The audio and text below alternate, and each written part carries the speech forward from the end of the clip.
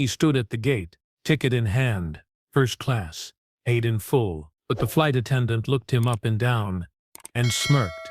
"Sir, this line is for premium passengers only." She said it like he didn't belong, like his skin couldn't afford that seat. But what she didn't know was that the man she just humiliated could crash her entire company with a single call. Where are you watching from? Drop it in the comments. We love seeing how far our stories travel. Subscribe now, turn on notifications, and don't blink, because this story is about to get real. The airport was alive, not just with movement, but with energy. That kind of buzz that makes everything feel slightly unreal. It was 7:38 p.m., and Derrick Shaw had just wrapped the biggest deal of his life, a $120 million sustainability contract. Years of building, negotiating, earning trust, and finally, it was done. But as Derrick rolled his leather carry-on through Terminal C of the Chicago O'Hare International Airport, you wouldn't know he was a CEO.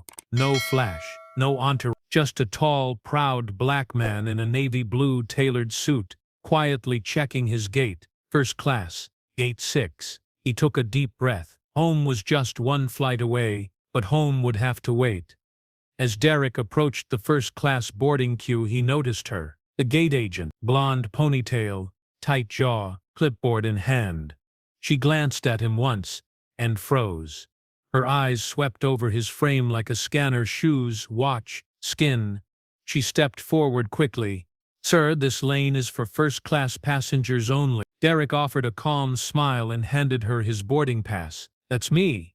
2A. He frowned before even looking down. She scanned the ticket, then gave a clipped laugh. "Oh." Then after a beat, "Could you step aside for a moment?" People in the queue began whispering. A woman clutched her handbag tighter. A man leaned toward his son, whispering something about mistaken identity. Derrick's jaw flexed slightly. He'd been here before. Same theater, different actors. "Is there a problem?" he asked softly. "We just need to verify something," she said, eyes darting everywhere but his face. She picked up a radio. "Hey Jim, can I get a manager to gate 6? "Yeah. We've got a seat issue." Seat issue. He knew what that meant. Not because of a glitch in the system, not because of a mistake, because in her world, a black man like him, well-dressed or not, didn't belong in 2A. If 5 minutes passed, then 10, Derrick stood off to the side, calm but alert. He felt the stares like heat on his back. A kid pointed. A middle-aged woman shook her head. "Unbelievable," someone whispered. When the manager arrived, a graying man in a rumpled blazer, he barely glanced at Derrick. "What's the issue?" he asked. "The gate agent.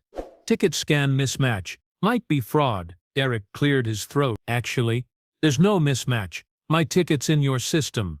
You can double-check my ID." The manager blinked, finally acknowledging him. "Sir, I'm going to ask you to wait while we confirm." He'd given people like this the benefit of the doubt for years. But tonight, he was tired. He pulled out his phone, unlocked it, and tapped twice. 2 rings. "Frank, it's Derrick. I'm at gate 6. They've blocked me from boarding first class. Said I don't look like I belong here." A pause. "Yeah. Go ahead. Loop in whoever you need." He hung up and turned to the manager. "You have about 90 seconds before your airline makes tomorrow's headlines." The manager's face paled. "Wait, Frank who?" Gasps. The gate agent froze like she'd just seen a ghost. Derrick leaned forward gently. "You could have just asked for my ID.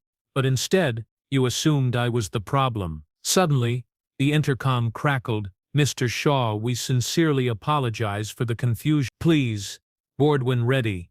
The doors opened wide. The same agent who smirked earlier now avoided eye contact. As Derrick walked toward the gate, he stopped, just short of the entrance.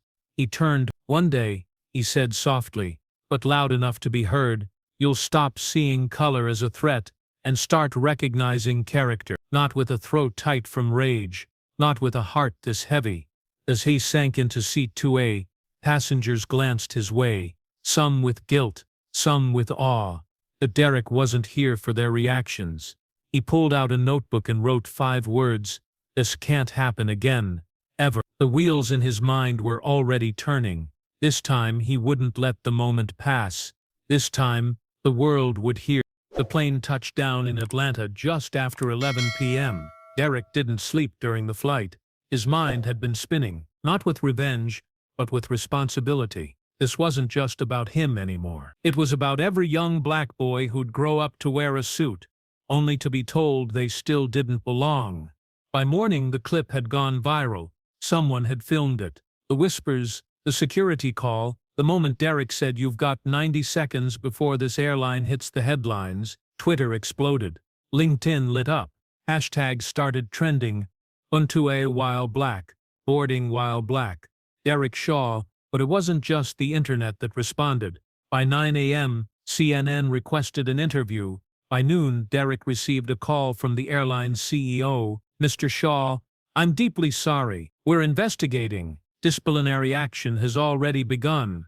But Derrick stopped him. "This isn't about firing one or two gate agents," he said calmly. "This is about systems, patterns, people trained to see threat where there is none. I don't want your apology. I want policy change." Silence. Then understood. A week later, Derrick was invited to speak at the airline's annual Equity Summit. He stood before hundreds of staff, executives, pilots, attendants, and he didn't shout. He didn't accuse. He told the story, softly, truthfully, with grace. "I wasn't angry that night," he began. "I was exhausted."